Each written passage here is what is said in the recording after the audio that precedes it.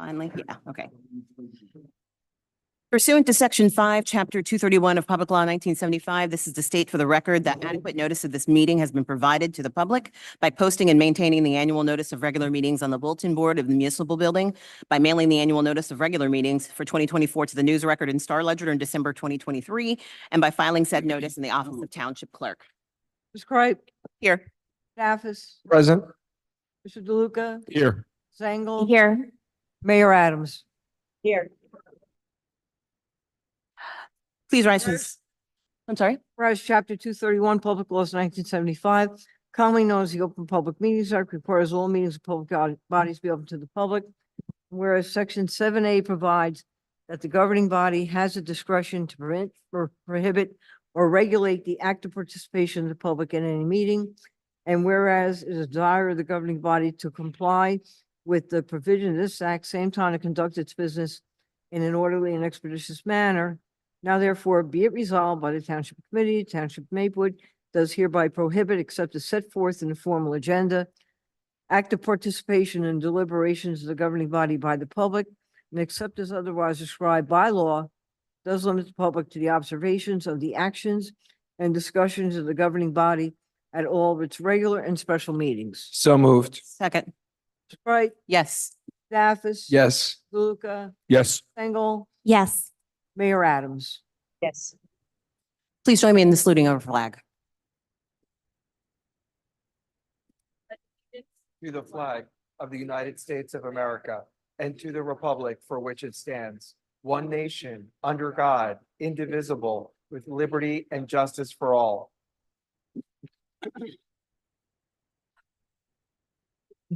Thank you so much for joining us here at our Tuesday, June 18th Township Maplewood Township Committee meeting. As you may have noticed, I am Deputy Mayor Cripe, sitting in the chair of the mayor's spot. Unfortunately, she is feeling a little under weather, but has joined us via Zoom, so she will be chiming in when she is able.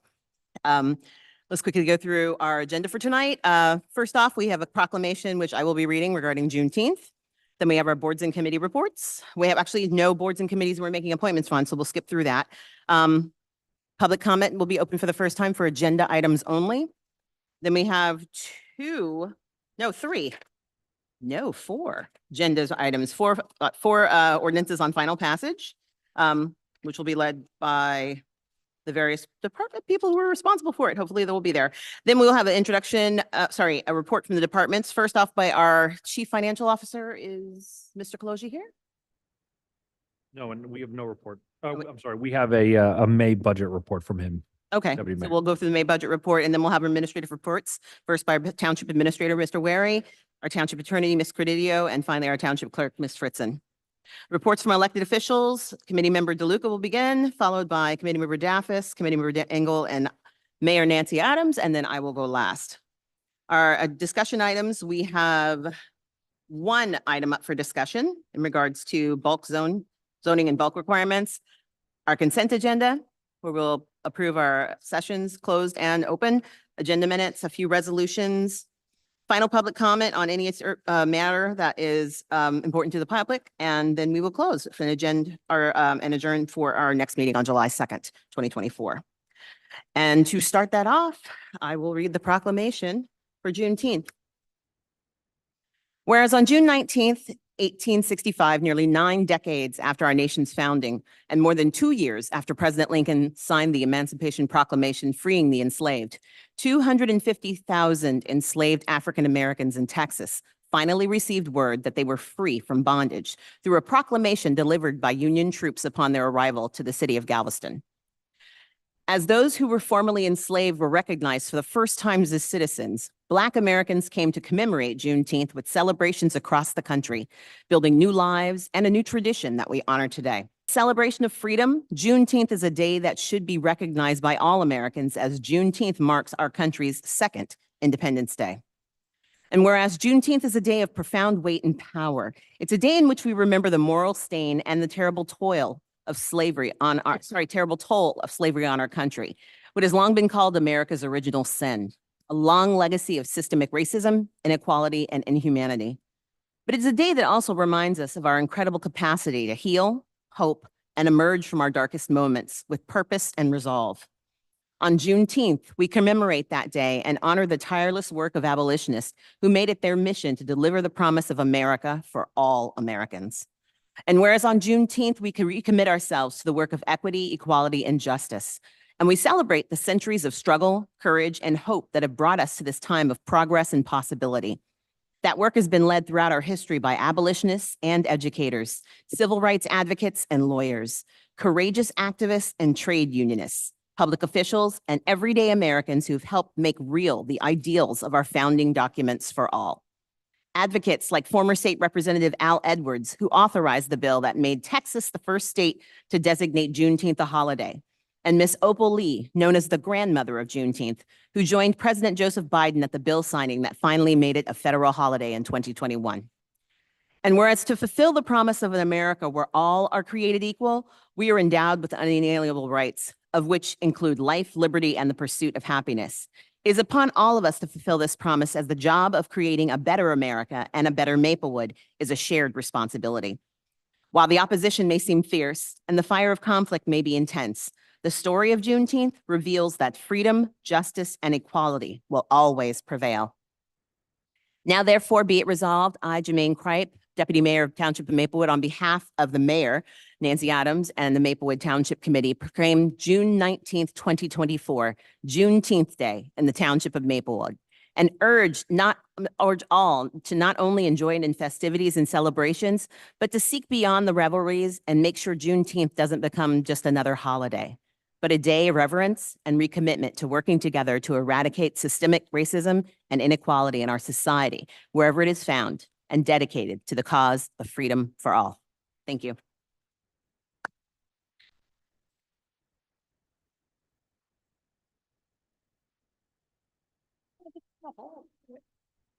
All right.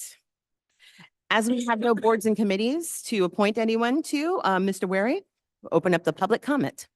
If anyone present in the room today would like to come forward and address us on agenda items only at this time, please come forward. You'll have 3 minutes to speak.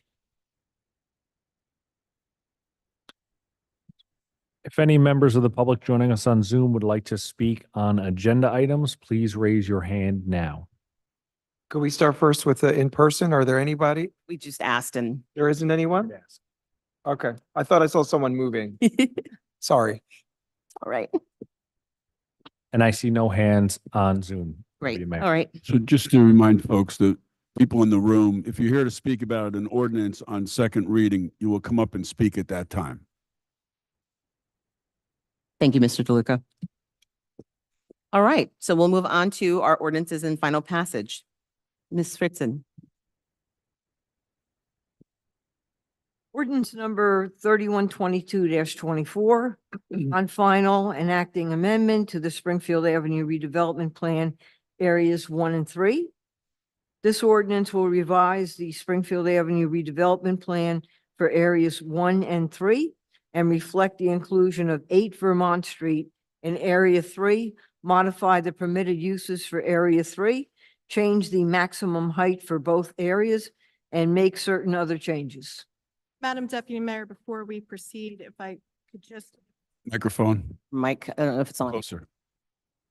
can you hear me now? No. Got to get really close because of the fans and the Fans. people in the audience.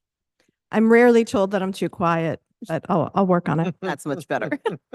Madam Deputy Mayor, just a quick update for this ordinance. In accordance with the local redevelopment and housing law, it was referred to the planning board for their review and determination for consistency with the master plan. They provided the township committee with a memo dated June 12th, which did determine that the ordinance is consistent with the master plan, and also requested 2 changes. The one would be a change to footnote 7 in section 8.6. This is regarding how the highest point of the building is calculated. The language in the previous draft read, "The building highest point shall include screenings around the chimneys, mechanical equipment, elevator towers, and flagpoles, none of which shall extend above the highest point of the building."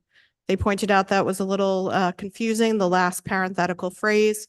In the packet before you, if you choose to amend it on second reading this evening, the language would now just read, "The building highest point shall include screenings around the chimneys, mechanical equipment, elevator towers, and flagpoles, period." This is a clarification. It's a minor amendment which can be made on second reading without a need to further carry the ordinance. The other recommendation that was made was to include language in section 3.3 in the goals and objectives section that encourages retail use along Springfield Avenue. Again, in the packet before you, if you elect to amend the ordinance on second reading, there's an additional goal and objective at section 3.3 that encourages retail use along Springfield Avenue so long as all other requirements and objectives of the redevelopment plan could be met. If those two amendments are desirable to the body, I'd recommend you make that amendment prior to opening the hearing on the ordinance. I would move those amendments, those two amendments to the main motion. Second. Ms. Ritchson? Ms. Wright, Yes. Mr. Daffis. Yes. Mr. DeLuca, Yes. Ms. Engel. Yes. Mayor Adams. Yes. All right. So we move for that. We'll open the hearing. You Oh, you're call a good. hearing. Need a motion first. No, you need a hearing first. Yeah. So Yeah. if anybody joining us in the room would like to speak on this ordinance, please come forward now. And if anybody joining us on Zoom would like to speak on this ordinance, please raise your hand now. I'm moving over Dave Hellcamp for the hearing.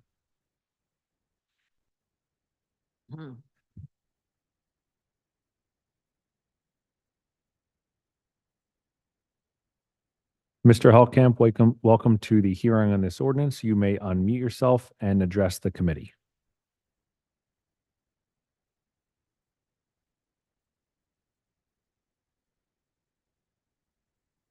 Mr. Hellcamp, you are still muted. If you'd like to unmute yourself, you can address the committee.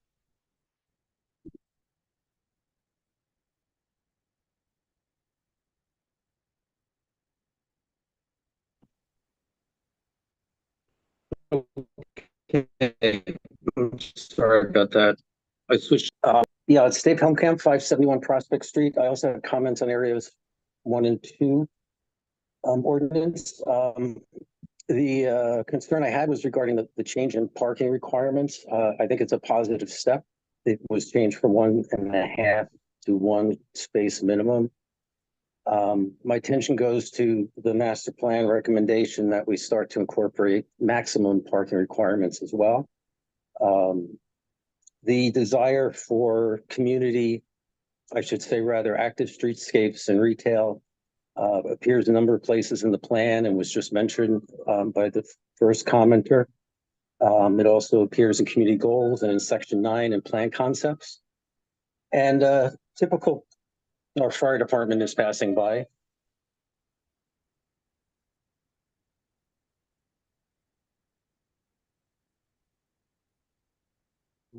He said the fire Typical parking department was space passing in by. drive aisle consumes nearly 300 square feet. And when you add access doors and additional square footage in that vicinity, it's over that. So parking spaces can quickly squeeze out retail space. I think it would be better to go for a maximum of 1 space per car and perhaps get a little aggressive and go below 1 space as a minimum. That's the extent of my comments. Thank you, Mr. Hellcamp. If any other members of the public joining us on Zoom would like to speak in public portion, please raise your hand now. I see no other hands, Deputy Mayor. All right, so we close the hearing on this ordinance. Deputy Mayor, I move this ordinance be adopted as a whole and the clerk be directed to publish the same as a passed ordinance in the Maplewood South Orange News Record according to law. Second. Ms. Ritson? Ms. Wright, Yes. Mr. Daffis. Yes. Mr. DeLuca, Yes. Ms. Engel. Yes. Mayor Adams. Yes. Thank you. All right, the ordinance passes. Our next ordinance, Yes, 8E. Deputy Mayor, the next ordinance also on final passage, ordinance 3123-24 is an ordinance to amend chapter 271 of the Code of the Township of Maplewood entitled Zoning and Development Regulations. This ordinance will amend Article 8, Historic Preservation of Chapter 271 of the Township Code to modify the procedures by which applications for demolition permits for principal structures located in residential zones are reviewed and approved. Let's open the hearing. Discussion of ordinance 3123-24. If anyone in the room would like to speak on behalf of that ordinance? Yeah, Please I'm come sorry. Are you going to report on the letter from the planning board before the hearing or after the hearing? Thank you, Mr. DeLuca.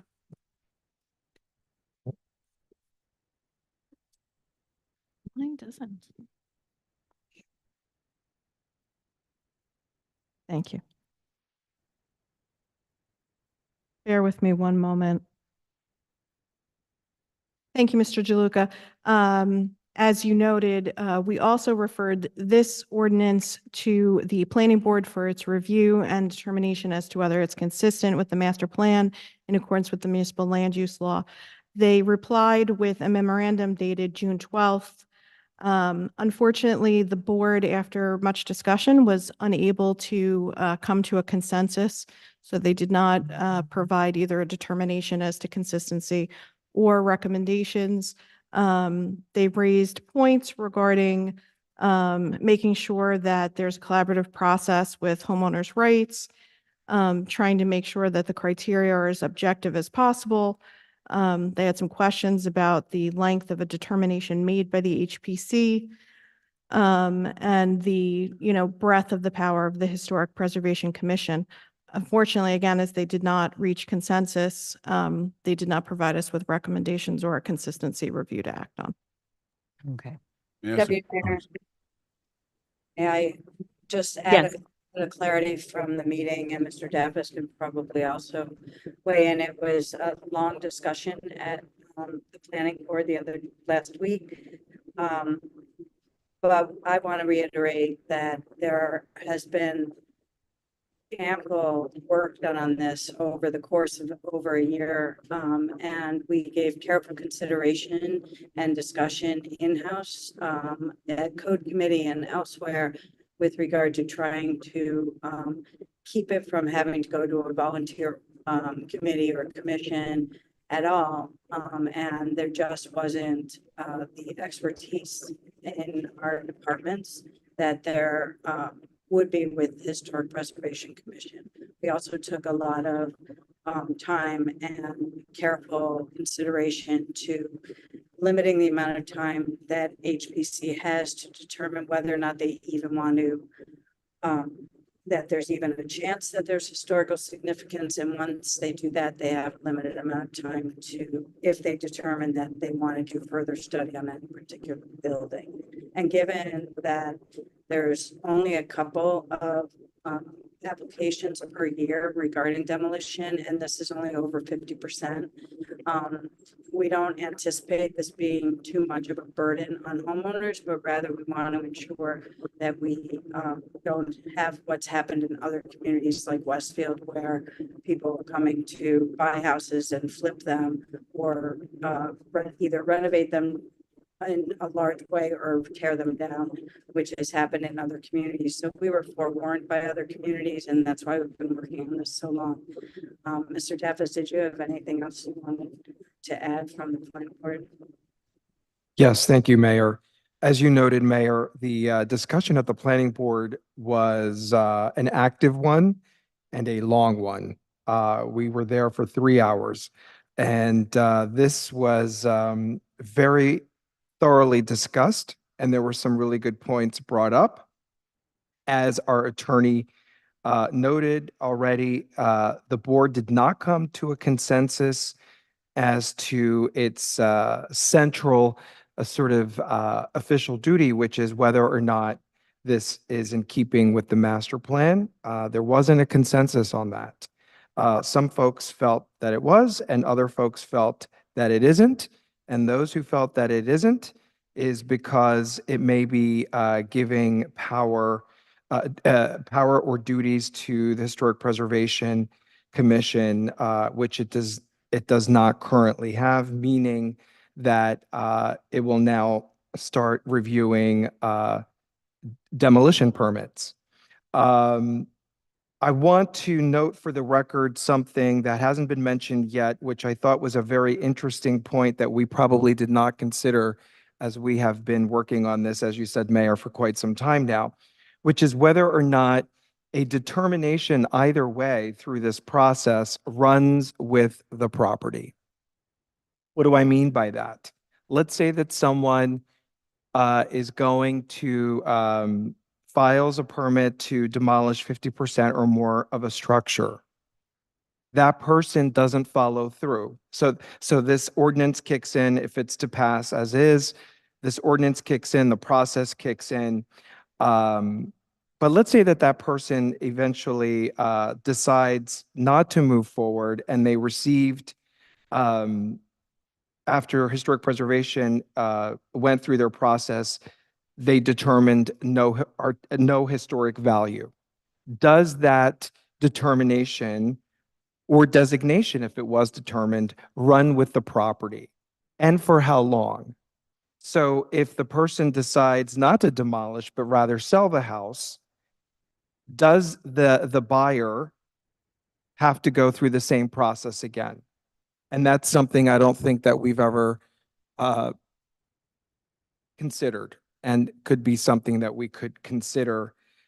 I think, Mr. Daff, is that when we talked about that, if I'm remembering correctly, it would last, the permit would last as long as a permit lasts. They are not indefinite like a variance would be. So, but you're right. I don't think we came to a firm conclusion on that. So I would ask council to Roll over. Yeah, our community development director, Ms. De Palma, was there. Ms. De Palma oversees our zoning and construction official and our code enforcement team, very knowledgeable. And she attended the meeting and she was able to opine on that question of, well, how long does a construction permit last? What shelf life does it have? And the answer to that question is it goes on so long as some action in terms of construction occurs at least every 6 months. So, but again, let's say that someone decides not to follow through with the demolition.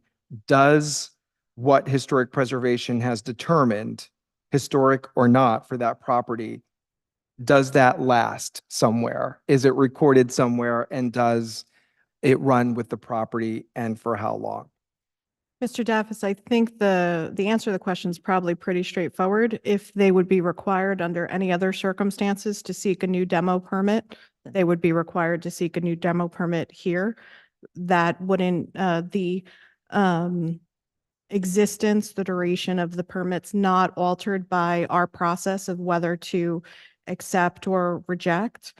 To the extent that the HPC recommended the property for designation and the TC decided to so designate it, that designation runs with the property. Okay. Thank you for that, Township Attorney Credidio. And then there is the extra, don't people know that we are on right now? Why are they texting You're us? popular. They know we have important business to do. Please go away. And then to that, there's another follow-up, which is, what if someone wanted to do a pre-review to determine whether or not this may affect the sale of a property, right? Could they do a pre-review, a predetermination?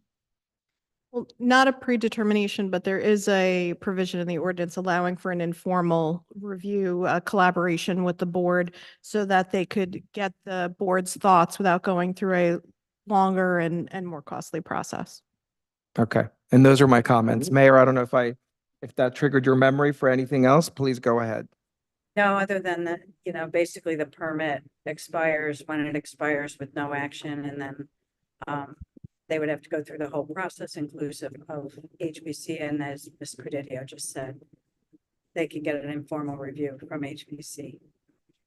Mr. DeLuca, you seem like you had a question. I just wanted to clarify with our attorney that the action of not coming to a decision by the planning board is a decision. I mean, we don't have any obligation to wait for them to make a determination, correct? You're absolutely correct, Mr. DeLuca. There's no requirement to wait longer. They have a statutory period and we have a requirement to send it to them. They've elected to send it back to us without making that determination. So at this point, it's as if they've transmitted no report and we are free to move forward as the Township Committee wishes. Okay. Ms. Engel, did you have any comments or questions? Public hearing. Let's open up the hearing. I believe they do. Sir, please come to the podium.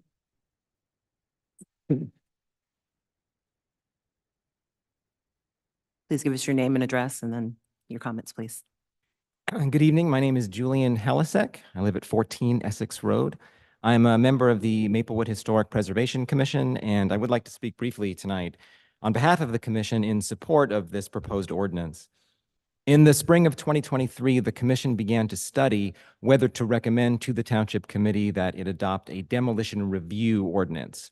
Demolition review, according to Julia Miller, writing for the National Trust for Historic Preservation, is but one tool that communities around the country use to ensure that potentially significant buildings and structures are not demolished without notice and some level of review by a preservation commission.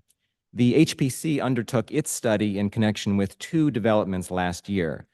First was the complete demolition, a teardown of the Fleming House that previously stood at 103 Parker Avenue.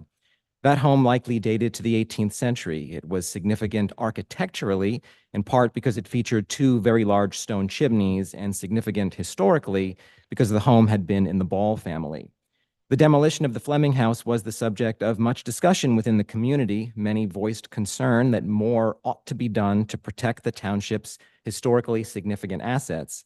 That particular property is identified in the existing historic preservation element of the master plan, where it is included in a list of 40 to 50 or so pre-1860s properties.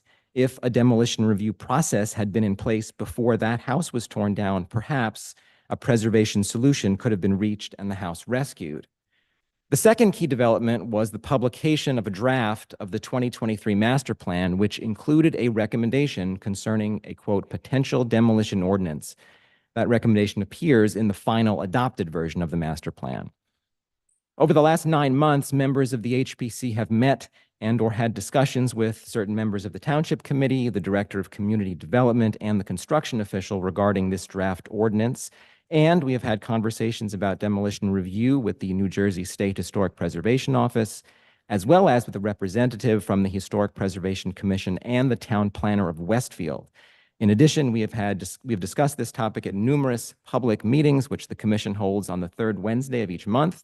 The commission also conducted benchmarking research and found that demolition review type ordinances had been enacted in one form or another in recent years in Morristown, Jersey City, Westfield, and Montclair. Of course, as Ms. Miller of the National Trust writes, demolition review does not always prevent the demolition of historically significant buildings or structures, but rather, as the name suggests, it allows for review of applications for demolition permits for a specific period of time to assess a building's historical significance. That is what this proposed ordinance would do. It is a challenge to identify all of the structures that, in the Commission's view, ought to be eligible for historic designation, and to conduct the necessary extensive research on those structures and then nominate them for the Township Committee's consideration for designation. The Commission carries out its mission with careful and considered deliberation in choosing which structures to nominate for designation. The ordinance, if adopted, would bring to the HPC's attention those structures at most immediate risk of loss to the wrecking ball. And this aim is consistent with the recommendation in the master plan that, in connection with updating the historic preservation element, quote, properties that are considered at greatest threat to demolition, unquote, should be prioritized for designation, and the role of the HPC should be strengthened. In addition, the proposed ordinance would increase transparency, by requiring demolition permit applicants to notify neighboring property owners and the HPC of their intent to file for a demolition permit. One brief observation regarding the Planning Board's June 12th memo to the Township Committee. The chair of the HPC sent a note last week to Mr. DeLuca, the current liaison to the commission, clarifying a comment about the master plan's reference to certain criteria in the HPC ordinance being vague or subjective. And in the interest of time, I won't get too into the weeds, but suffice it to say that that part of the master plan refers to criteria for review of applications for work on designated properties, section 271-83, whereas this proposed ordinance refers to a different set of criteria under the HPC ordinance for historic designation. That's section 271-79. The master plan, as far as we know, does not describe those criteria as vague or subjective. Thank you to the Township Committee for your consideration of the proposed ordinance. We believe it will greatly help the commission in carrying out its duties in service of the township. Thank you. Is there anyone else in the gallery who would like to speak at this hearing? Mr. Wary, is there anyone online? If any members of the public joining us on Zoom would like to speak on this ordinance, please raise your hand now.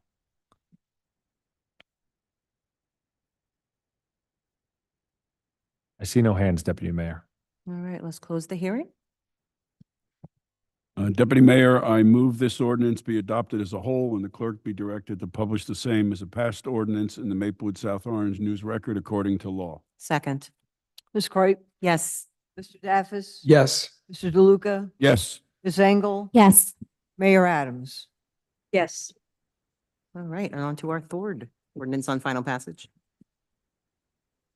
Next on final passage, Deputy Mayor, ordinance number 3124-24 is an ordinance to amend Chapter 257 of the Code of the Township of Maplewood entitled Vehicles and Traffic to implement 2-hour parking on Raymond Terrace. This ordinance will implement 2-hour parking on Raymond Terrace between Milburn Avenue and the township border.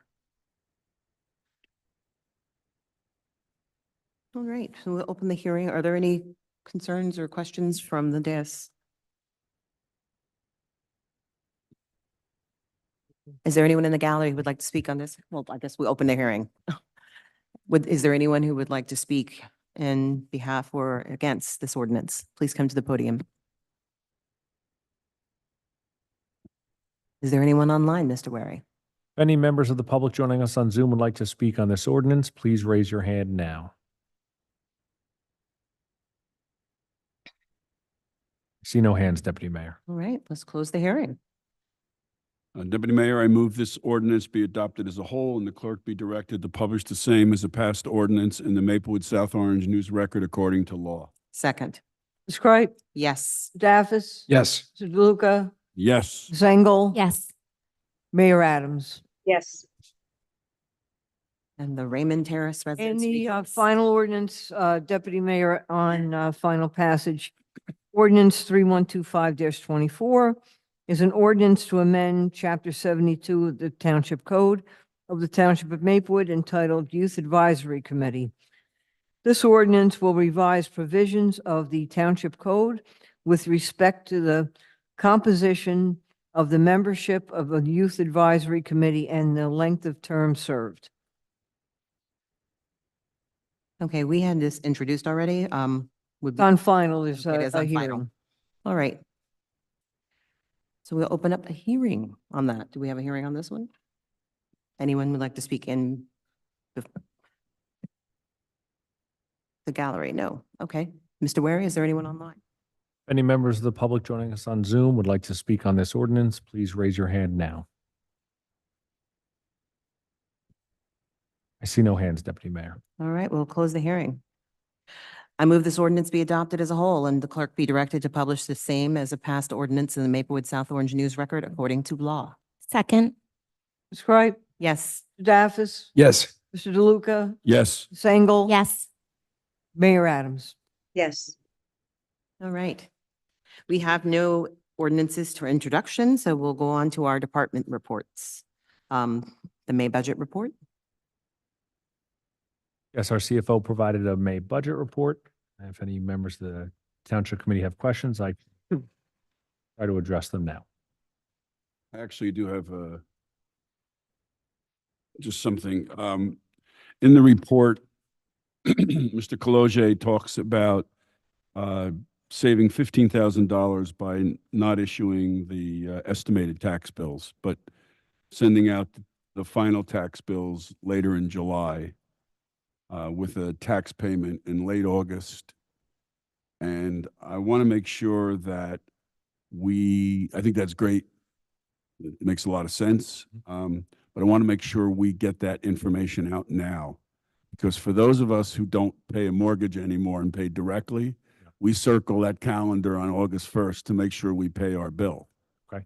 And if we're pushing it back to August 15th or something like that, people need to know that now so they're not taking money out of one account too early and are getting here and thinking they have to pay it August 1st when we may not even have a date until the end of August. So Sure. let's start getting that information out now. Let's tell why we're doing this, to save money, and also that we're able to put out the final tax bill and not an estimated tax bill, which will be a better indicator for everyone to know what their taxes are for 2024. Okay. We could put something together and put it out in our weekly. That's fine. The e-blast, yes. All right, any other questions or concerns regarding the May budget? All right, thank you for that, Mr. Wary. Administrative reports, sir, you are up. I have no report, Deputy Mayor. Excellent. Thank you. Ms. Credidio, I have no report, Deputy Mayor. is this meeting going to go smooth or what? Shh. Ms. Fritzen, I said it, I did it, I messed us up. No Ruined report. it. All right, thank you so much. So we'll start with Report? Mr. DeLuca. Oh, thank you. Thank you, Deputy Mayor. I have a very quick report. This Thursday, the 20th at 7 p.m. in this room, we'll be having a program. It'll also be on Zoom, and it's about this new program we have. It's the Maplewood Shared Housing Program. And this is if you have room in your house and you'd like to have a boarder live with you. We'll be working with Home Sharing Inc. They're out of Bridgewater, and they've been around for a very long time. It's a nonprofit organization, and they match up home providers with home seekers. There's a whole screening process and everything like that. So please come out to our meeting. Again, it's 7 p.m. Thursday night, the 20th, and it is on Zoom. And make sure we get this on our website so people can find the Zoom link. We did mail out thousands of these to residents 60 and over in town. So hopefully we will be getting folks to come out.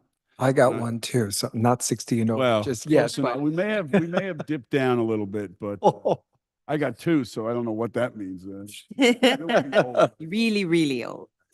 And I think that's it for me. And Mr. DeLuca, that's going to be recorded, right, for people who missed the info Yeah, session? It is, on Zoom, yes. so yeah. Was I supposed to do anything else? No, if you got anything else to We're doing report. 4th of July, right? I'm good. All right, Mr. Jaffis. Thank you, Deputy Mayor Kripe. I just want to report on Lavender graduation. If you missed it, too bad. It was a beautiful ceremony Beautiful. this year. We had, wasn't it? Mhm. Wasn't it? We had more Lavender graduates than ever before, about 21 students. And for the first time ever, we had students outside of the school district from other towns, including 2 students from the county, Yep. from the Donald Payne School of Technology. So we are this is becoming a very visible event statewide, and we've been hearing from other school districts who want to adopt and put together a Lavender graduation during the month of Pride for themselves. So, so that was great. We want to again thank publicly our school district and all of our partners in supporting this annual tradition. Deputy Mayor, I presume you'll talk about Juneteenth. I got that. All right, starting tomorrow, and then the big celebration on Friday as well, 2 events this week. And lastly, I just want to report that we are getting close to hiring a new village manager for Maplewood Village Alliance. We have 2 great finalists and a couple follow-up meetings with both of them, and we should be making a decision and announcing a new village manager soon. That's my report. Thank you, Committeeman DeLuca. Commissioner Daffis. Committee Member Engel. Thank you. So it's summer, so we're gonna talk about the pool. Summer is greeting us with a heat wave, so I just want to make sure all of Maplewood knows that our pool will be open to all Tuesday through Friday of this week, Tuesday, Wednesday, and Thursday from 4 to 8 p.m., Friday from 2 to 8 p.m. If you did not already register for the pool, you need to bring proof of residency. And if you don't live in Maplewood, you can still come buy guest passes. You just have to come with somebody who is registered to use the pool. More on the pool. We are still hiring lifeguards, always looking for lifeguards. So if you have a swimmer, a teenager who's interested, you should get in touch with the Community Services Committee. Our Director of Community Services. Our swim lesson registration is now open. Our weekend classes expanded for kids ages 4 to 9, and those booked up really, really fast. So it was nice to see demand, and we continue to look to expand our swim lessons, but there are still openings for younger children and weekday openings as well. So you can look on Maplewood Rec Desk for all that information.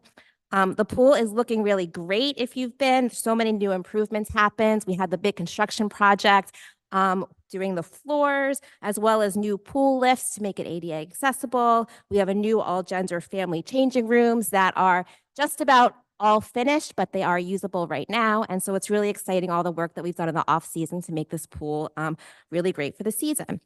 Want to continue to talk about donating to Pool Pals, which helps fund our pool assistance program for members of our community that can't afford to pay. We do have that assistance program, but we need your dollars to help continue to fund it. So you can go to Maplewood Rec Desk to donate to our Pool Pals fund. And that is all on the pool. Oh no, more on the pool is that we're going to be having our programming calendar is going to be coming out soon. We have DJs every Tuesday evenings.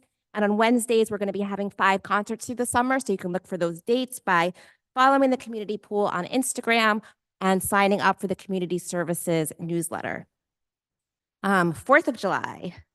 We have a fun-filled 4th of July, which Mr. DeLuca and Ms. Mancuso and I have been working on.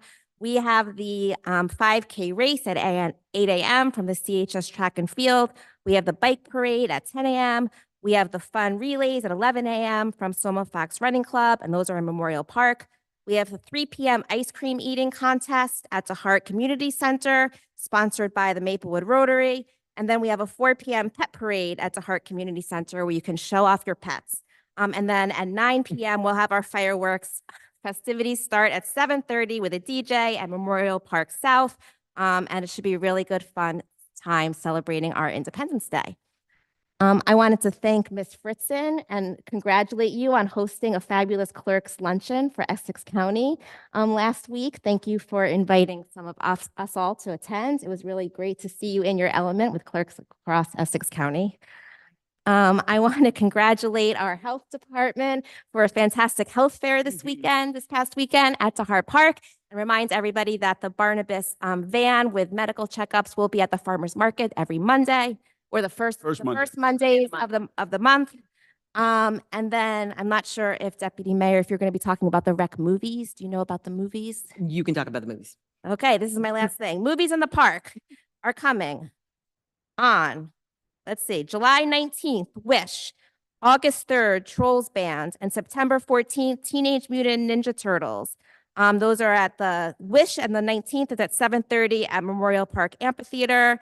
Then August 3rd, Trolls will be at Borden Park. And on the 14th, Teenage Mutant Ninja Turtles will be at 7 p.m. at Maple Crest Park. So Community Services is doing a great job bringing these movies to all of our parks and all of our neighborhoods.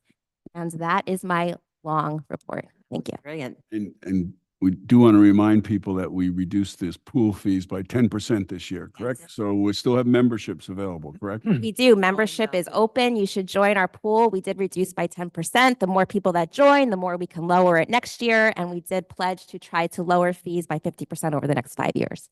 And Mako's started as well. Yes, We could mention that too. So they have their first swim meets coming up. So you'll be able to see them at the Maplewood pool. Thank you. Thank you. May I ask a question? Absolutely. It's not a question. It's, you probably have heard of this committee member Engel, but in relation to July 4th, we have received some feedback from a few of our seniors.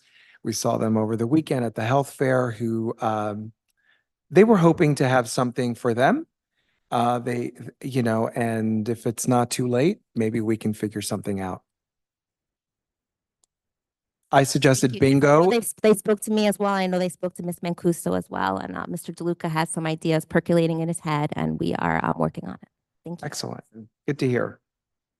And we will have chairs at the 4th of July.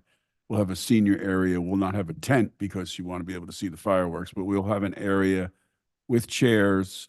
So folks who don't want to bring a chair, we will have chairs there. They're the white chairs. They're not the most comfortable chairs in the world, but They're there. we will have chairs there in a senior area. Yes.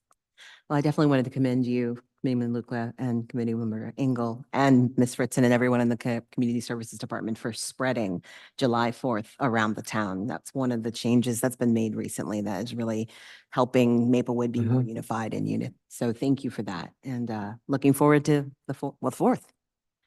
Mayor Adams. Yes, thank you. Sorry I couldn't be there this evening. It looks like it might even be a quick meeting. But that's good for me too. So I just wanted to ask my colleagues, I know Deputy Mayor is going to be talking about Juneteenth, so I won't bring any of that up, but I did want, this came up after the agenda went out.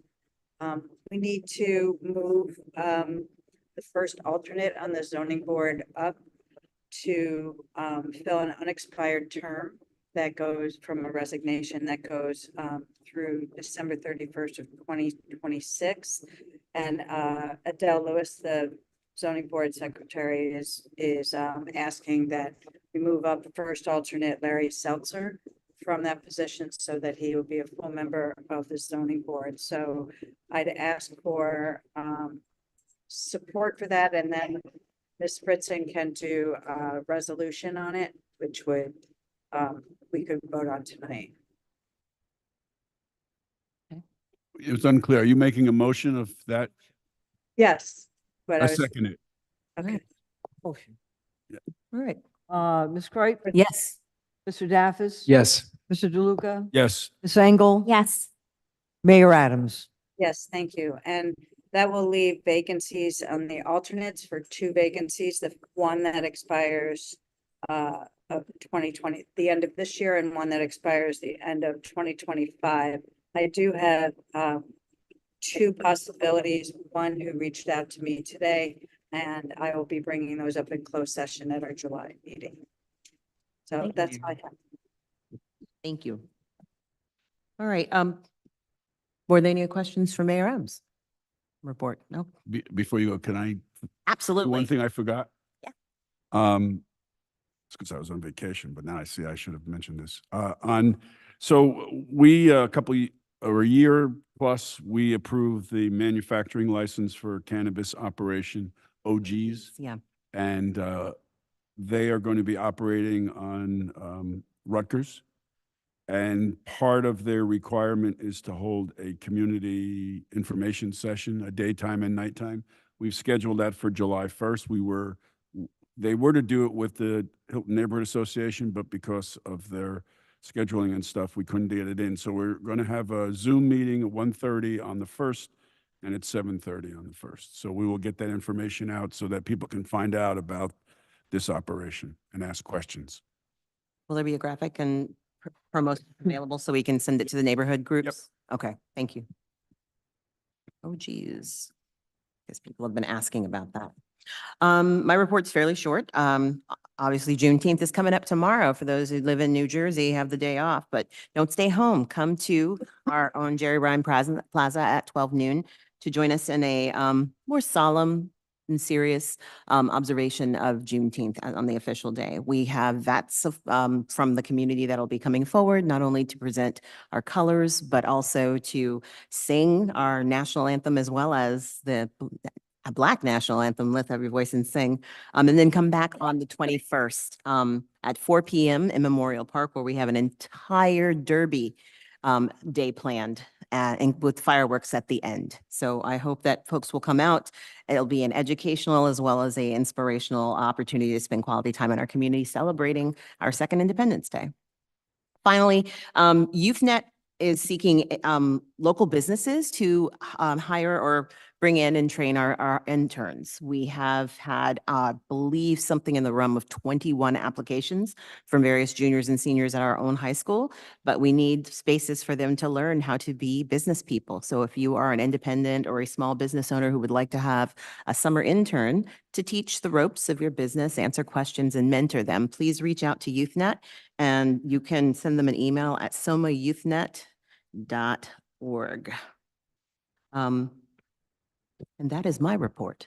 Deputy Mayor, should we share that information with our special improvement district managers Yes, please do. or our manager at the moment? Manager right now.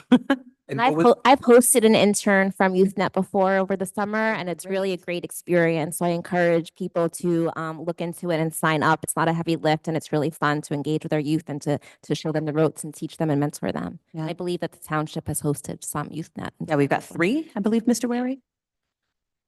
I think it's 5. Ooh, Yeah. went up. Yeah. Nice. Bring them in. All right. Well, moving on to our discussion items. Mr. Daffis. Thank you, Deputy Mayor. Okay, so quickly here, I've shared these proposed amendments to bulk requirements in residential zones with the Township Committee, and I'm going to talk about them here in the public record. In keeping with our master plan's recommendations and in keeping with this governing body's recent actions to somewhat control major development, redevelopment, and major home improvement in our residential zones, these proposed amendments address bulk. Recently, the Township Committee approved a revised and even better tree ordinance to ensure that during home improvement, people aren't raising trees unnecessarily. This evening, we passed, thankfully, our demolition review ordinance. So this is another example of that, but this addresses bulk directly. And it applies to the R15 and R17 residential zones, meaning the bigger lots in town. It does not apply to the R14 and R24 zones. There are 3 proposals. Let me just mention them, and then we'll get into each one. The first one relates to side yard setbacks. The proposal is to increase the current side yard setback requirements by 2 feet on each side, measured off the property lines. So in the R15 zone, according to this proposal, it would increase from 5 feet on each side to 7 feet. In the R17 zone, it would increase from 7 feet on each side to 9 feet on each side. That's proposal number 1. Again, let me just get through all 3 and then we'll speak about each one individually. The second proposal recommends a 4-foot front setback for an attached garage to a house from the front of the house. We've seen a couple of examples recently, most notably on Maplewood and Walton and a couple of other places in Maplewood where we're having attached garages at the very front of the house. It's like very visible from the curb.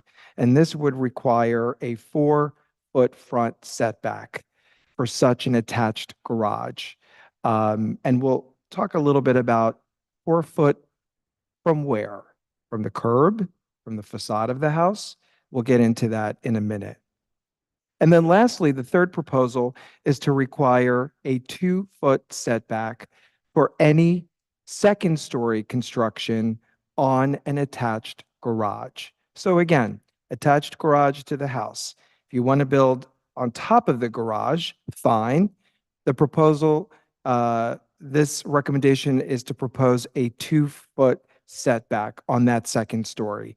And again, this goes to reducing the bulk that is very visible from the curb and uncharacteristic when compared to most of the homes and surrounding houses in these 2 residential zones. Those are the 3 proposals: side yard setback amendment, front setback for attached garages, and a 2-foot setback for any second-story construction on an attached garage. Let's start with the side yard setback. Any discussion, any questions? These have been discussed. I should mention, again, for the public record, we didn't make them up tonight, of course. We've been looking at these and reviewing these proposals in Code Committee, which I chair this year again. And we have received the recommendation to move forward accordingly from our zoning officer, our construction official, and from the community development director as well, meaning that these amendments would be practical, again, in these larger lots in the R15 and R17 zones. Can I just ask a question, just to put it into like layman's terms for those of us that don't really understand like bulk and all setbacks and all that stuff? So can you just clarify for the public, maybe you said this, I'm sorry if you didn't, R1 to 5 and R1 to 7, like where is that and like what's excluded? Like what, can you just? Those are single-family residential zones. R15 is 5,000 square feet. R17 is 7,000 square feet. Those are our bigger lots in town. And then can you just explain for people who don't quite understand this, like when you say increase the side yard setback by 2 feet or the require, like, could you just explain like what that actually means in practical the setback? terms in like regular language for people so they understand? So the side yard is from either side of the house, right? From the property line. It currently requires that the house be set 5 feet from the property line, right, on either side. And this recommendation would require 2 feet more to make it 7 feet in the R17 zone, and the R15 zone, excuse me, and it would make it 9 feet in the R17 zone. So it's basically the setback on the side of the house from the property line. So it would make the house narrower if they were going to build according to that line. I mean, it would keep the house, it would keep the home improvement or development from being right on top of The the neighbors. next house on either side. Yeah, what we've been seeing is when people are trying to, most of the time it's flippers, honestly, but it does happen with residents who are staying in that they're building new houses or they're enlarging existing homes and they're building them right up to the side yard, except right up as far as they can possibly go, which is fine, except that historically Maplewood has detached garages that are set back in the backyard. And these houses are, so that additional driveway, for example, reduces the feel of the bulk from the sidewalk and also from the neighbors. So when they start building these newer houses and they're building them right up to the side yard setback line, they're doing so with the attached garage, which is what Mr. Daffus was referring to, that we'll talk about more. And then, so the massing of the house is not what we're typically used to or what neighbors of those lots are enjoying. And we've even had people put their house on the market and move when one of these larger houses being built with as much bulk as possible to get in as much house as they can on this lot are being built. So it's having a negative effect on neighbors. Thank you for putting that into. You're welcome. And I'm going to invite our township attorney, Ms. Gradidio, to opine here, as I know that she wants to note that we may have a decision to make here, aside from moving forward these these side yard setback recommendations, because we currently also have in our zoning ordinance, we require that the combined side yard setbacks total a minimum of 25% of the entire width of the lot. So if we create these proposals as the new minimums, what are we doing with that 25%? Ms. Gradidio? And as you noted, Committeeman, the master plan does specifically talk about increasing setbacks as a recommendation that should be undertaken. It is silent as to this question, and you may want to consider both increasing the setbacks from the property line and also requiring that the combined setbacks equal 25%, so that on a much larger lot, you're still getting that percentage, distance from each of the neighbors and maintaining, air and circulation and other items. What do we think about that, Township Committee members? Yes? Sounds good. Yeah, it sounds proportional. Okay, great. So we'll add that then to the awesome ordinance that you're going to draft, right? The amendments to our existing zoning.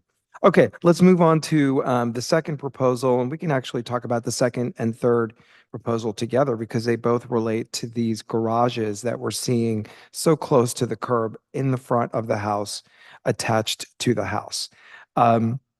So again, the idea here is to require a 4-foot front setback for such a garage. And the decision we have to make is, where do we measure that from? Do we measure it from the curb?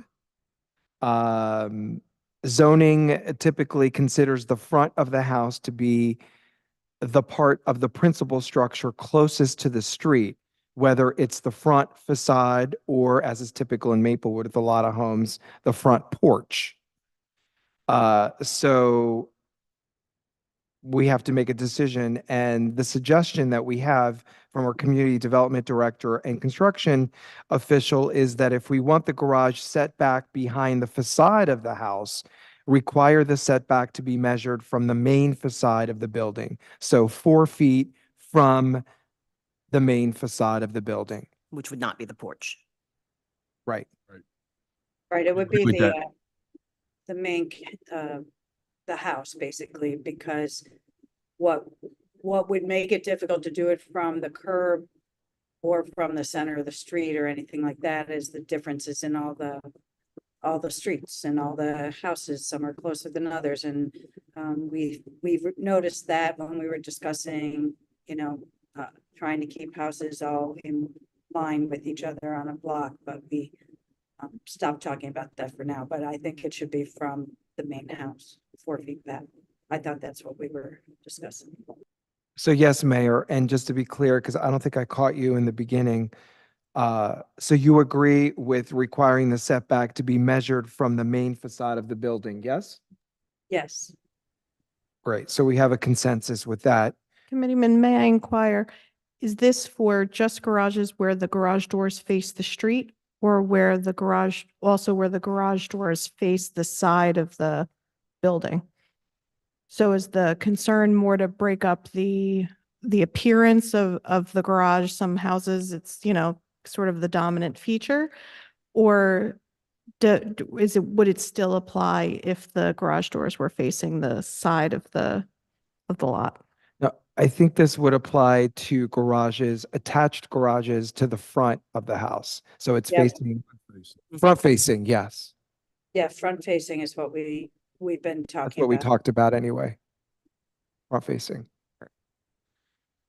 And then lastly, the third proposal would require a 2 feet of a setback for any second-story construction on any such attached garage. And I don't think that's really controversial. That kind of makes sense. So you're not like facing, again, you're breaking, massing, and bulking. Mayor, did you want to add anything to that? No, that's exactly that's the goal of it. Okay, Agree so with that. Sounds reasonable. yes, so we'll move forward with these recommendations. Yep. Great. Yes. And thank you, Township Attorney Gradidio, for helping us draft those amendments. Great, and thank you for your support. For your work. All right, our consent agenda. I move the consent agenda, but before we vote on it, I do have a question for Mr. Weary. So, Proceed. want to get a second first and then we can. Second. Oh, yeah, Second. sorry. On resolution 236-24, we're spending a little over $1 million for police radios. Could you just describe to the public why we're doing this and how it will enhance our public safety work? Sure. The police department operates currently on a radio system that is owned, operated, maintained by the Township of Maplewood. So we have our own transponders, receivers, and throughout town. We have our own equipment in our police headquarters to transmit over those. We run our own like handhelds and portable or mobile radios in our cars and carried by our police officers. And it's somewhat of a siloed system. And that is has two drawbacks. One is that it's all ours to maintain. And for a town our size or any town our size, that becomes, you're not really leveraging mass and quantity, right? We have to maintain what is a pretty big system that only services us. The second main drawback is interoperability. So our ability to communicate with other towns that we have mutual aid agreements with, as well as other agencies that may operate in Maplewood, such as New Jersey Transit, fire departments who come in for mutual aid, or even our own SCFD, our DPW, and we have developed ways to where we can communicate with them now, but it's not an optimal system. Couple that the fact that we could have a better system with the fact that our radio system is nearing the end of its useful life and requires replacing. This is a good opportunity for us to do better. And so what we are proposing to transition to is a state-operated system. The state police runs a radio system that they've rolled out through our area and are rolling out throughout the state, where municipalities, any public safety agency can subscribe to their service. And we will now be subscribing to the state police radio system. They maintain the antennas, the repeaters, the receivers, and that takes some burden off us, and it leverages the quantity of the use. We get better value for our dollar. It increases our interoperability with agencies who are already on the state police system. And so there's a great advantage there. And it gives us just this purchase, because our current equipment is at the end of its useful life. It gives us better equipment, better features, things where, you can call back recent transmissions on the radio, clear reception, better reception. And so, all of that will be a benefit to us. So this award here, there's two parts to this resolution. One is to Motorola for the majority of the equipment. The other is to Northeast Communication. Part of that is to buy the consoles that go in our police department that aid in our dispatching. And the second piece of that is for Northeast to do the actual installation of all of this. So this is a very large undertaking that is not done very frequently. The radios we have are, some 20 plus years old, and the system older than that. So, we're thankful to be able to do that. This was funded in the 2024 capital budget. We had to scrape together a little extra money because this equipment came off a state contract early this year, just before the budget was passed. And so the pricing went up a bit, but fortunately we had some ability in the police department budget to absorb some of that increased cost. So it's a little higher than we may have discussed the last time we had this conversation. Great, thank you. And this will improve scanner connectivity? It will maintain the ability for us to broadcast our radio transmissions to the public, yes. Okay. And the implementation of this is a long way off. So, we hope probably sometime near the end of the year, maybe the beginning of next year, to where we're fully implemented, because we're talking about every handheld radio, every in-car radio. There's a lot of transition that needs to take place even after the lead time for procuring these. Okay. Thank you. Thank you. Any other questions? Nope. We move the consent agenda. And Been second, moved and seconded. Yeah. Thank you. Ms. Wright, Yes. Daffis, yes. Mr. DeLuca, Yes. Ms. Engel. Yes. Mayor Adams. All right, Yes. we move to the public comment section for any subject matter. Anyone in the gallery would like to speak please come forward to the podium. Give us your name, your address, and you have 3 minutes to speak.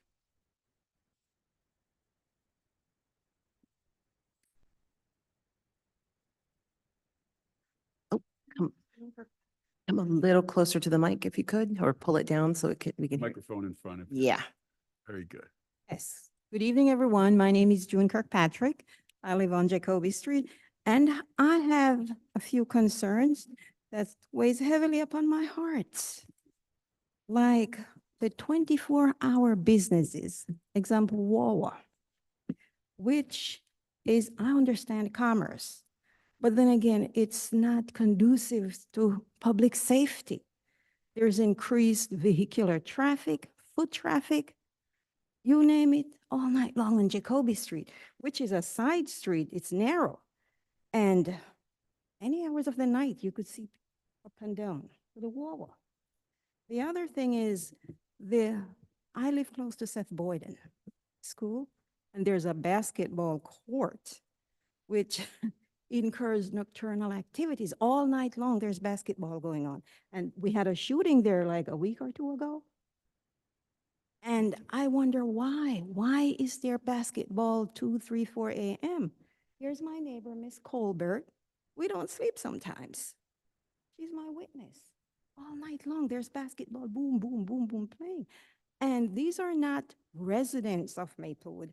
They come from surrounding towns, Irvington, Newark, and other places, because as I understand it, 24 hours gas station is not in Newark, which Wawa has basketball courts. Actually, Newark is very well policed, if to the best of my understanding. But for some reason, it would appear that we here in Maplewood, we've become lackadaisical where safety is concerned, but then I live on the border, and it bothers me greatly. I pay a lot of taxes, and I like to be safe. Why are we left out? Why is Jacoby Street ignored? It's Maplewood. And then there's the homeless, the benches. That is an invitation to homeless people to sleep on at nights. Why? Are you talking about the benches in Rotary Park there? Yes. There's one on Springfield Avenue. Miss Colbert, can you speak about it? The benches.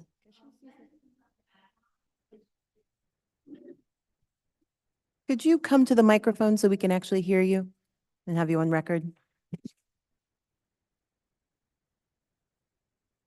Springfield Avenue in front of the Avon, and for most of Springfield Avenue, we have benches. I think most of them are mental health patients that are getting discharged probably from Beth Israel or whatever. They give them a bus pass, they go down Chancellor Avenue, and they end up becoming Maplewood residents by taking up spaces on these benches. And apparently the police say we can't tell people to leave the benches. So why do we keep putting more benches on Springfield Avenue? So, these people get up in the morning, they relieve themselves, defecate, they urinate on our property. And, the police are like, well, they're on the bench. There's really nothing we can do about it.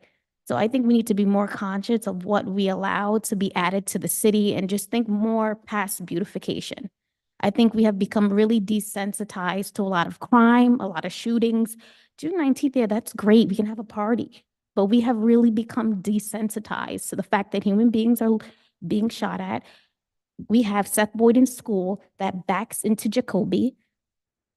We're like 2 or 3 hours away from these shootings and these kids are out there. I don't have a kid yet, but I would never send my kid to school there to go play in the backyard. Like, that's not even safe. At least in Newark, they have fences, which we would hate to have. It's not going to look aesthetically pleasing, but we have to value the safety of human beings, whether they're from or Irvington or wherever. It leads to a really big systematic problem overall. It's really a big issue. Policing has not changed. We don't have frequent officers that patrol the area frequently. We don't have people in Union. They have officers on bikes. They have officers on scooters. We don't have any of that. The officers drive down our street at 40 miles an hour. I've tried to wave down cops for numerous issues. I've seen people stealing bikes, things like that. They're playing music. The windows are rolled up. They're hitting the gas pedal at 40 miles an hour. That's not patrolling. So I don't really know what the solution is. We've called the police department. Nothing seems to really change. We can invest a whole lot of time in the beautification of the town, but safety is a priority. So, I don't know what advice or insight you can. No. But- No, thank you for sharing that. And as a resident of Jacoby Street myself, I live on the other side. I hope someone will give a thought to my concerns. Yes, we will. I'm the chair of the Public Safety Committee. We've had our meeting for this month, but I would love it if I could speak to you ladies afterwards. If I could exchange emails so we can talk. There is a conversation happening right now with the police department in regards to patrols in the area. So there will be some change hopefully coming soon. Thank you for sharing your concerns. Can we just ask, is there a particular day or days that the basketball is going on? Could you come back up to the mic so we could get this just Yeah, on record. And is that on Seth Boyden property where they're playing? It is actually, that basketball court is on Seth Golden property, but that back gate is not closed. Yeah, Right. it's Jeff Boyden and it's all night, every single night of the week. And, you know, I have a rent, it's my property was it's a rental property. I've had a lot of residents come and stay, and just because of the safety issues and stuff that we've had, they've opted to move back into the city of Newark because those neighborhoods are actually quieter, more safer in certain areas of Newark and more affordable. So, you know. And are they playing under the streetlights? Is that why they're playing? 'Cause Yeah, it's not a lit court, it's not a liquor. It's not. but there's And they streetlights back play. there. They still play without lighting, and I don't know how. they Well, do it. because they have the lighting for the parking lot. Yeah, the parking lot is there. Also, the residentials, the houses Yeah. that are right in that block Yeah. have lights on in And the because of evening. the extension of Seth Boyden has really impacted with the sound, so it's actually really, really loud. Yeah. for us. Yeah, it captures it now because it's Yeah. all there. And also with what is that, Seth Boyden Street and that property that's there, the rental property. I hope we're not gonna allow like any more 24-hour businesses or, you know, things of that nature, because that's gonna be an issue. Where the bread stand was, yeah, there's gonna be a pizza. Yeah, on place going in there. Springfield Yeah. Avenue. No, the quick check one. Oh, oh, that one. Yeah. Quick check, yeah. Mr. Wary, can you Just notify, just so you know, I'm sorry, Mayor.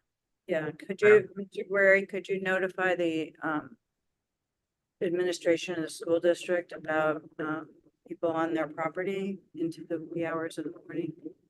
Yes, Yeah. and our police department. Yes. And do they have a fence there that can be locked? I don't remember a gate being there at all. They have a gate, but they leave it open. Because they must, so people are driving there and playing Parking ball, and, right? yeah, they might be actually be They're parking their parking- cars. They're driving in off of Boyden Avenue, parking back there. Where they're parking. Well, Coming on the back from Chancellor.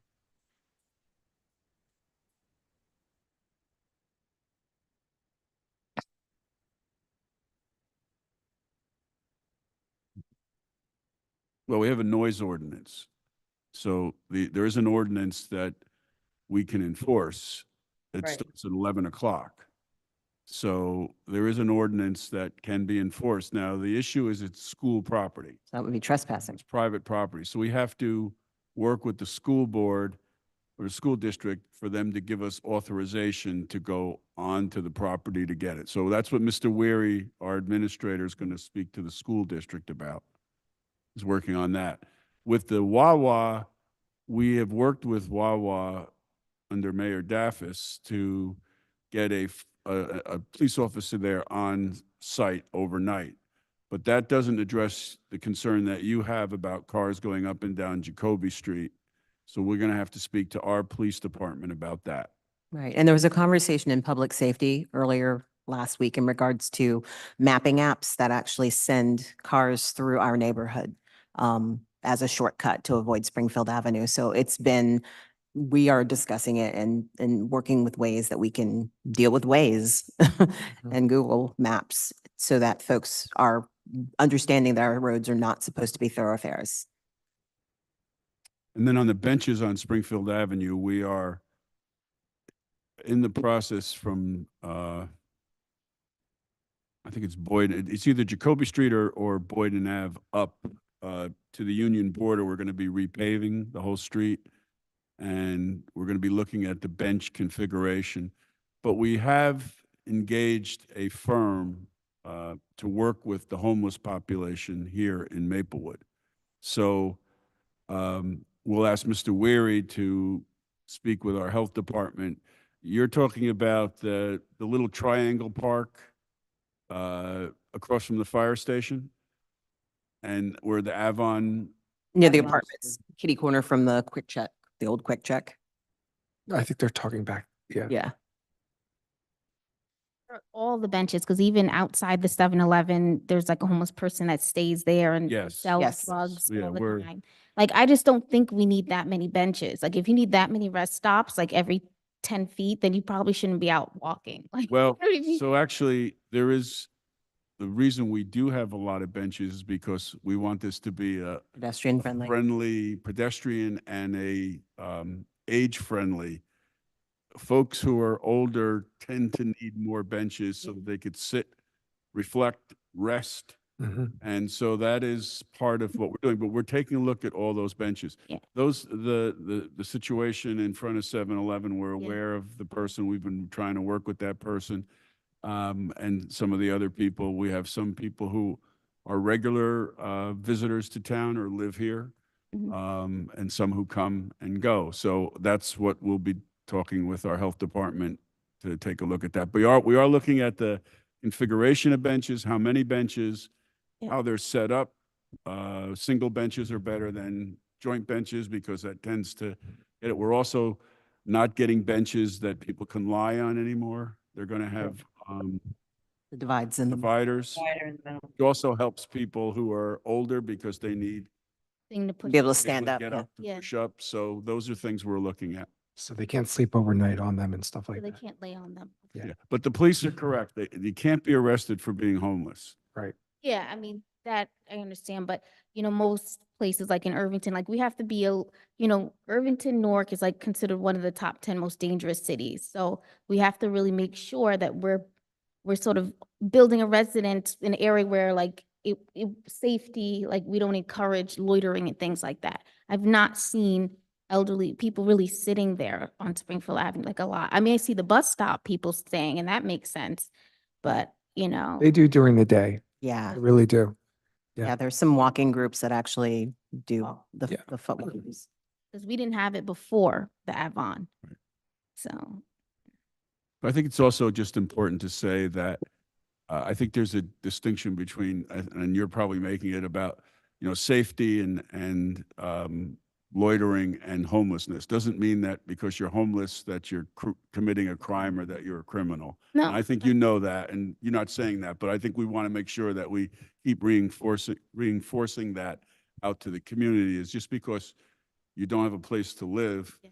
doesn't mean that you're a criminal and It's not just or about. violating a law. You're just out there. Yeah, but a lot of these people, I recognize a lot of them, they have a lot of people who are homeless have mental illness and they're coming from Beth Israel Hospital. They get a bus pass from social workers and they're taking the bus and they have nowhere to go. And they get off there and there's a bench and they don't have those benches in Irvington. Irvington does not have those. Like you would have to sit either on a curb and the cops tell you can't sit there. So they sit in Maplewood and then they've got a refrigerator on Springfield Avenue too. So- Yeah. Well, that was part of the process that we were Yeah. looking at doing, is trying to make Maplewood accessible for all people, even folks who can't afford or don't have the ability to own a home. But we do have social workers. We also have that agency that Committeeman DeLuca mentioned. We're working our hardest with our unhoused population as best as we can. But as he stated, we can't force people to go into care, even if they do. There's only a limited amount of things that we have control over. If I may, I'm going to ask our administrator to work with our health department so that our next Board of Health meeting, which is our next Township Committee meeting, I'd like to see a report of where we are. We've hired our homeless outreach street team. They've engaged now for at least a month. I know that the contract requires data collection. And so let's find out how things are going Yeah, on. what are our Have they outcomes? identified people? What kinds of services are they providing? How are things coming along? Yes, it's only been a month or two. We're not going to solve homelessness in a month or two. But let's get a report on that. And let's make the majority of the Board of Health report about that. All right, sounds good. And in regards to the the incident of the shooting is still under investigation. However, we have reached out to the Mental Health Associates of Essex County, and at the Hughes Street block party that's happening this weekend, we will have a table set up. We've reached out to a few families on Jacoby Street to speak to them about the tension now currently felt. Conversations also being had with PSE&G regarding lighting. And in general safety. So we're doing our best. We're on it. We saw it, and we thank you for coming forward and speaking up, because we don't want you to feel like there's a different standard on the Lightning Brook side of town than there is over here by the town hall. Thank you, ladies. Is there anyone else in the gallery who would like to have a public comment in regards to any matter? Yeah, and Deputy Mayor, I just want to add one thing for the public's edification, because not everybody comes to all the subcommittee meetings that we have. But you are the chair of public safety right now. And at our last meeting, our public safety committee meetings are every second Wednesday night at 7:30 p.m. and they're on Zoom, so very convenient to attend. At the last one, at every one, our police chief rattles off crime stats, what's happening in town. How does that compare to this time last year? And so on and so forth. And again, whenever an incident happens, this is no consolation to people. When an incident happens, no matter what it is, people get upset, right? But our police chief did say that in comparison to post-COVID, when we were experiencing a serious uptick in crime in the area that you're talking about and in other places in town, crime has since then come down, and it is because of details that Maplewood PD has been doing. Now, they recognize that we need to be more present And they need to on- switch up a little on bit. Jacoby and some of the surrounding areas, and they're gonna do some details there, they told us. But, crime is coming down. And that's a testament to the hard work of the police department and this governing body that stays on top of these things. And we have the laws, as Mr. DeLuca said, we just need to enforce them. So just wanted you to know that, so you don't feel that, we're a very dangerous town. And anyway, that's all. Thank you. Thank you. Mr. Wary, is there anyone online? If any members of the public joining us on Zoom would like to speak in public portion, please raise your hand now.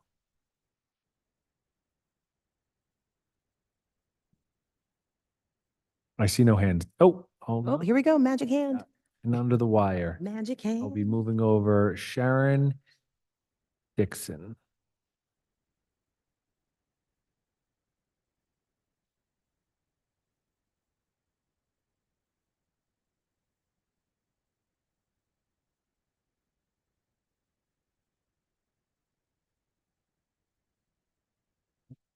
Miss Dixon declined to be moved over to public portion. Let me try one more time.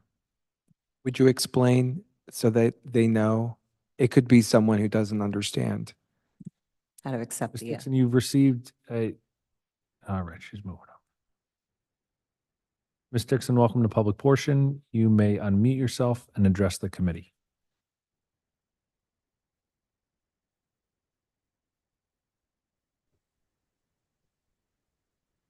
Yeah, good evening, everyone. Good evening. Yes. This is Sharon Antoine Dixon. I'm sorry, I'm on my phone. The connection is not that great. You sound fabulous. Oh, I do. All right. Thank you, Mayor Adams. Just following up regarding my request on behalf of the residents on 12 Brown Street with the parking. I'm not sure if we have started the assessment and evaluation process on that street yet. Yeah, Ms. Antoine Dixon, we, as you know, we talked about it at Engineering, Public Works and Planning meeting last week. Yes. That was just a few days ago for work days. So while nothing has been started yet, we have Mr. Weary is certainly talking with our engineer, who unfortunately is away this week on vacation. So but we will get to it. Just give us a little time. Okay, will do. Thank you, Mayor Adams. All right, Thank you. yeah, you're welcome. Mr. Ware, is there anyone else? There is not, Deputy Mayor. Right. I move that we adjourn this meeting until Tuesday, July 4th, 2024, when we meet again. Second, Oh, July 4th? Yes. Staffis, Yes. Luca, yes. Engel. Yes. Mayor Adams. Yes, thank you, Good night. everyone. Good night, for being everybody. here. Thanks for joining us. Meetings. That's July 2nd. July 2nd. July, Yeah. yeah, you said July 4th by Did I say accident. 4th? My bad. The It's 2nd. okay. Mr. DeLucas.